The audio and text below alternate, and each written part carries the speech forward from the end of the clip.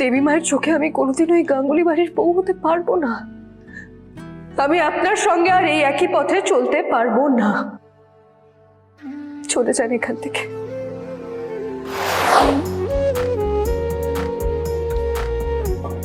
এই যে ম্যাডাম, সকাল থেকে আপনি কোথায় ছিলেন বলুন তো? আমার ঘরে এলেন না কেন? মায়ের জন্য কারা পাঠালে তার জন্য থ্যাংক ইউ কুসুম। তুমি নিজে আসতে পারোনি, কিন্তু মায়ের যত্নে তুমি এতটুকু ত্রুটি রাখোনি। আমি জানি তুমি তোমার দেবীমার যত্নে কোনোদিনও কোনো খামতি রাখবে না। পুরো পৃথিবী একদিকে আর আমার দেবী মা একদিকে। আমি আমার দেবী মায়ের জন্য নিজের প্রাণটাও দিয়ে দিতে পারি। আর আমার জন্য? বুঝতে পেরেছি। তার মানে তোমার কাছে তোমার দেবী মাই সব আর আমি কিচ্ছু না।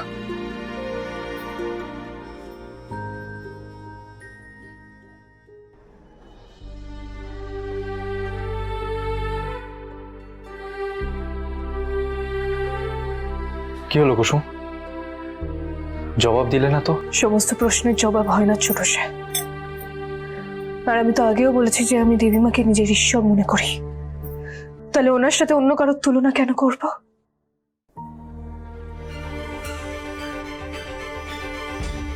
কুসুম, তুমি মায়ের কথা ভেবে ভেবে আমাদের সম্পর্ক থেকে দূরে সরে যাচ্ছ। তুমি এটা বুঝতে পারছো না যে আপনি বুঝতে পারছেন না যে দেবীমা কোনোদিনও আমাকে মেনে নেবেন না ছোট সাহেব। আমি আপনার চক্ষু নই। আর খবরের কাগজের অফিসে আপনি তো শুনলেন দেবীমাকে কি বললেন। সুতরাং আমাকে এ নিয়ে কোনো প্রশ্ন করবেন না। আমি আপনার পথে আর চলতে পারবো না। কুসুম, তুমি তো একা নও।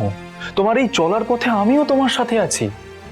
আর বিশ্বাস করো, মা গাঙ্গুলি বাড়ির যোগ্য বউ হিসেবে তোমার থেকে ভালো আর কাউকে খুঁজে পাবে না। আমি জানি মা এটা একদিন নিশ্চয়ই বুঝতে পারবে। তবে তার আগে তোমাকে এটা বুঝতে হবে যে তুমি এ বাড়ির যোগ্য। তোমার আত্মবিশ্বাসটা আরো বাড়াও কুসুম। কেন তুমি বারবার নিজেকে এভাবে ছোট করে দেখো বলো তো? এসব কথার কথা ছোট সাহেব, সত্যি নয়। দেবী মায়ের চোখে আমি কোনোদিন ওই গাঙ্গুলি বাড়ির বউ হতে পারবো না। ওনার চোখে আমি শুধুমাত্র একজন বিশ্বস্ত কর্মচারীর মেয়ে। তার থেকে বেশি হয়তো আর কোনোদিনও কিচ্ছু হতে পারবো না। আমি আপনার সঙ্গে আর এই একই পথে চলতে পারবো না। চলে যান এখান থেকে।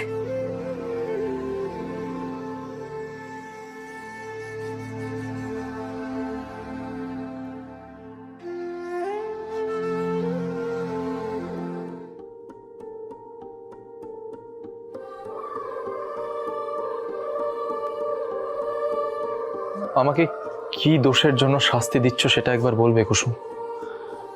আমার কোনো কাজে যদি কোনো খামতি থেকে থাকে তাহলে আমায় ক্ষমা করে দাও